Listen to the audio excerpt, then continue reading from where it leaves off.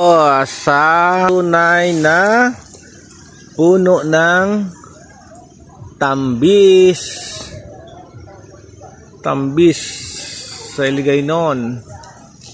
Sa Ilonggo, tambis ang tawag dito. Ayun o. Merong mga malalaki, meron pang maliliit. Ayun. Okay, ang dami ng bunga oh. Palaki pa lang yung iba. Yun. Ayun. Masagana ngayon ang bunga niya.